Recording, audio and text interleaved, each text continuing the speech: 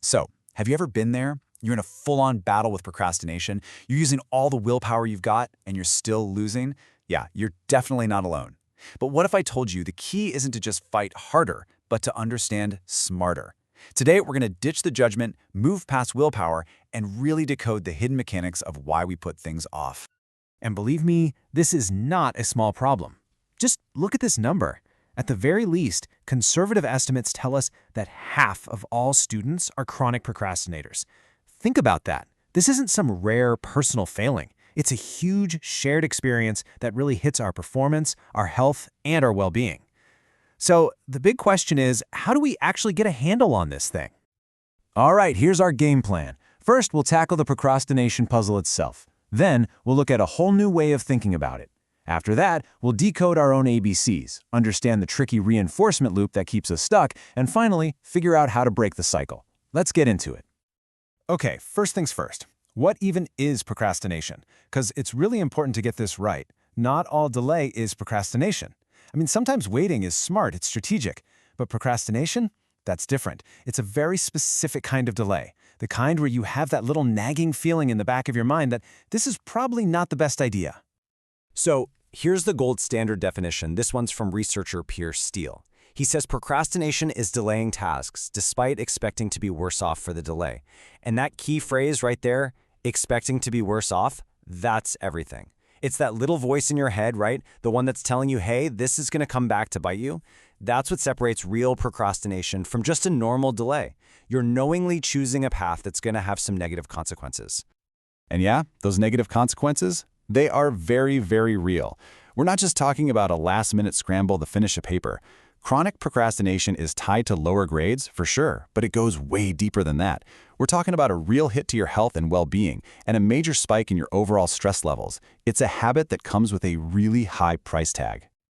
Okay, so if we know it's bad for us, why on earth do we keep doing it? This is where we need a total shift in how we think about this. What if procrastination isn't about being lazy? What if it's not some moral failing? What if it's actually a learned behavior that's serving a purpose?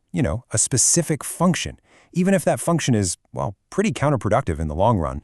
And this is where something called functional analysis, or FA for short, comes into play.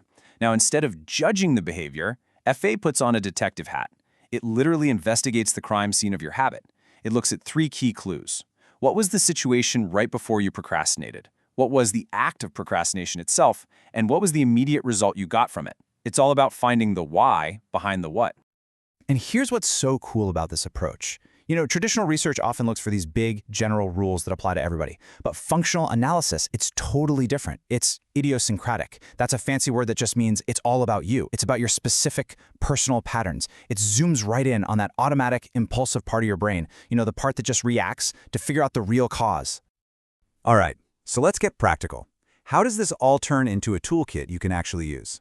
Well, the heart of functional analysis is a really simple but super powerful model called the ABCs. This is how you become the detective of your own habits. It's how you start to see the hidden logic behind why you delay. It's super simple. It breaks down just like this. A stands for antecedent. That's the trigger. What was going on right before you decided to put something off? B is the behavior. That's the act of procrastinating itself. Did you grab your phone and open up social media? Did you suddenly decide you needed a snack? And then C is the consequence, the immediate result. How did you feel right after you did that? Those are the 3 clues. That's all you need. And this is the perfect illustration of how it all connects. See, it's not a straight line. It's a loop. It's a cycle. You've got an antecedent, like, say, facing a really boring or tough task. That triggers a behavior. You stop working. And that behavior leads to an immediate consequence, which is usually a feeling of relief, right? Your mood gets a little better. And that good feeling is what reinforces the whole loop, making you way more likely to do the exact same thing next time. So what are some of these common triggers, these antecedents? Well, research points to a few usual suspects. First, there's task aversiveness. That's when a task is just boring or frustrating or really difficult. Then you've got situational temptations. Your phone buzzing on the desk, or your friends texting you plans. And honestly, sometimes it's as simple as just being tired or having no energy. Any of those ring a bell? Okay, so this is really the most crucial part. We have to understand the C, the consequence. The whole power of this cycle, the reason it's so incredibly hard to break, is all about the immediate payoff we get from procrastinating. This is where the habit gets all its fuel. And there are basically two types of fuel here. The first one is called negative reinforcement. Now, wait, negative here doesn't mean bad. It means you're taking something away. Your procrastinating behavior gets stronger because it successfully removes an unpleasant feeling. You avoid that stressful task and boom, you get an instant hit of relief. Your brain learns a very simple lesson. Hey, doing this makes that bad feeling go away. And the second type of fuel is the other side of the coin, positive reinforcement. This one's a little more obvious. This is when your behavior gets stronger because it adds a pleasant feeling. You stop slogging through that boring report and instead you turn on your favorite show. That immediate hit of fun and enjoyment reinforces the decision to delay, making it seem like a great idea next time too. And really, this is the heart of the whole struggle. Our brains are just wired to care more about right now.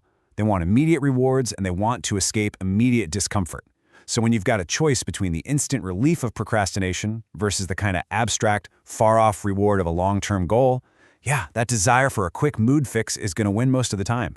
It's not a failure of character, it's just a feature of our wiring. So, if we're wired this way, are we just doomed? No, absolutely not. Because now we have the blueprint of the habit, right? We have the ABCs. And with that knowledge, we can start to consciously re-engineer the whole process. This is what empowers you to stop being a victim of the cycle and start being the architect of your own habits. And listen, the goal here is not perfection. It's all about conscious substitution. So when you feel that trigger, that antecedent, instead of going to your default procrastination behavior, you choose a different tiny action. So you feel the urge to watch another episode? Maybe just try reading one page instead.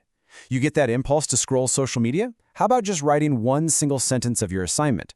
The key is just to find a small, productive behavior that moves you forward, even if it's just an inch. And this, right here, is the biggest takeaway of all.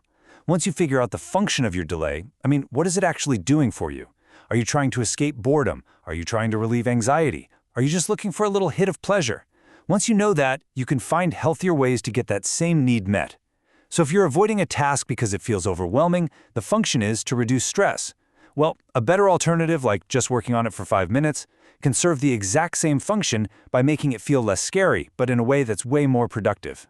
So I'm going to leave you with this question. Think about that one thing you always put off. What's your trigger? What's the antecedent? What's the specific behavior you always turn to? And most importantly, what's that immediate consequence? What's the reward that keeps that loop spinning? Once you can answer that for yourself, you're not just fighting a bad habit anymore. You're decoding it.